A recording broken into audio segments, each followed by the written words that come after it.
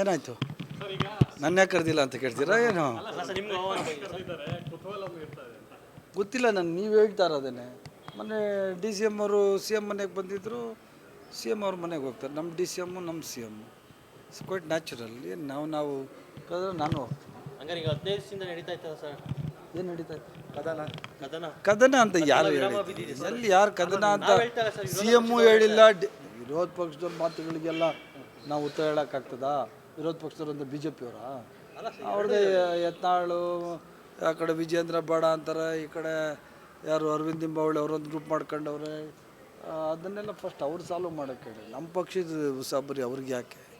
ನಮ್ಮ ಪಕ್ಷದಲ್ಲಿ ಯಾರಿಗೆ ಏನು ಮಾಡಬೇಕು ಅಂತ ಸೂಕ್ತ ಸಮಯದಲ್ಲಿ ಹೈಕಮಾಂಡ್ ನಿರ್ಧಾರ ತಗೋತದೆ.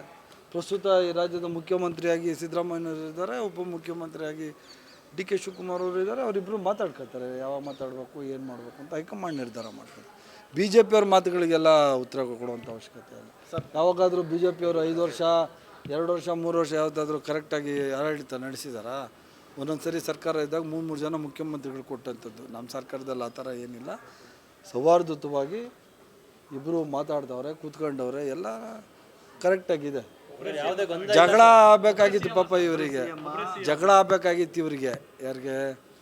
B J ಪಿಯವರಿಗೆ. ಅದಾಗಿಲ್ಲ ಅನ್ನೋದೇ ಪಾಪ ಅವರಿಗೆ ಭಾಳ ಹೊಟ್ಟೆ ಉರಿ ಬಂದ್ಬಿಟ್ಟಿದೆ. ಸ್ವಲ್ಪ ಜಲೂಸಿಲ್ ತಗೊಂಡ್ರೆ ಸೊರೈತದೆ ಅವರು. ಅಪ್ಪ ಏನು ತೀರ್ಮಾನ ಮಾಡಬೇಕು ಅಂದ್ರೂ ನಮ್ಮ ಪಾರ್ಟಿ ಹೈಕಮಾಂಡ್ ಇದೆ. ನಮ್ಮ ಹೈಕಮಾಂಡ್ ಏನು ನಿರ್ಧಾರ ಮಾಡ್ತದೆ ಆ ನಿರ್ಧಾರದ ಪ್ರಕಾರ ನಾವು ಇರ್ತೀವಿ ಅಂತೇಳಿ ಮುಖ್ಯಮಂತ್ರಿನೂ ಹೇಳಿದ್ದಾರೆ, ಉಪಮುಖ್ಯಮಂತ್ರಿ ಹೇಳಿದ್ದಾರೆ. ನಾನು ಸಹ ಹೇಳ್ತೀನಿ, ನಾಳೆ ದಿನ ರೀಶಫಲ್ ಮಾಡಿ ನೀನು ಕೆಲಸ ಮಾಡು ಅಂದರೆ ಮಾಡ್ತೀನಿ, ಬೇಡ ನೀನು ಸಾಕು ನಿನಗೆ ಇನ್ನೊಬ್ಬರು ಬೇರೆ ಅವಕಾಶ ಕೊಡು ಅಂದರೆ ಅದಕ್ಕೂ ರೆಡಿ ಇದ್ದೀನಿ. ನಾನು ವೈಯಕ್ತಿಕವಾಗಿ ನಾನು ಹೇಳೋದು, ಹೈಕಮಾಂಡ್ ಏನು ಹೇಳ್ತದೆ ಅದು ಕೇಳ್ತೀವಿ ಅಷ್ಟೇ. ಕಳೆದ 15 ದಿನಗಳಿಂದ ಭೈರತಿ ಸುರೇಶ್ ಅವರು ಸಾಕಷ್ಟು ಸೈಲೆಂಟ್ ಆಗಿದ್ರು. ಎಲ್ಲಿ ಯಾವತ್ತು ಎಲ್ಲೂ ಸಹ ನಿಮ್ಮ ಕೈಯಲ್ಲಿ ಸಿಕ್ಕಿಲ್ಲ ಅಷ್ಟೇ. ನಾನು ಟೂರ್ ಹೊಡ್ಕೊಂಡಿದ್ದೀನಿ, ಎಲ್ಲೆಲ್ಲಿ ಸಿಗ್ತಾವ ಅವಕಾಶ ಮಾತಾಡ್ತಾನೆ ಇದ್ದೀನಪ್ಪ. ನಾನು ಯಾವತ್ತು ಎಲ್ಲಿ ಸೈಲೆಂಟ್ ಯಾಕೆ? ಯಾವತ್ತು ಕೇಳ್ತೀರ? ಕದನ ವಿರಾಮ ಅನ್ನೋದು ಕದನ ಎಲ್ಲಿದೆ? ಕದನ ಗಿದನ ಇಲ್ಲಪ್ಪ ಅವೆಲ್ಲ. ಯಾವತ್ರಿ ಹೋಗಿದ್ರಿ? ನಾವ್ಯಾವತ್ತು ಹೋಗಿದ್ರಿ? ಅವ್ರನ್ನೇ ಕೇಳ್ಬೇಕಪ್ಪ. ಅವ್ರು ವೈಯಕ್ತಿಕವಾಗಿ ನೀವು ಜಮೀರ್ ಅವ್ರನ್ನ ಕೇಳಬೇಕು.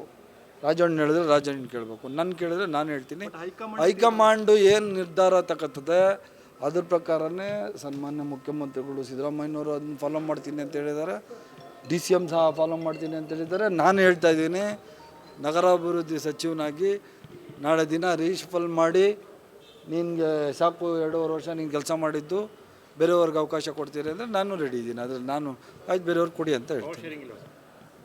ಹೈಕಮಾಂಡ್ ಹೇಳ್ಬೇಕಂತ ನನಗೆ ಗೊತ್ತಿಲ್ಲ. ಪವರ್ ಶೇರಿಂಗು ಯಾವ ಶೇರಿಂಗು ಎಲ್ಲ ಬರೀ ನಾವು ಕೇರಿಂಗ್ ಅಬೌಟ್ ಅವರ್ ಸ್ಟೇಟ್ ಅಷ್ಟೇ. ಜನಗಳ ಪರವಾಗಿ ಕೇರಿಂಗ್ ಐತೆ ಅಷ್ಟೇ.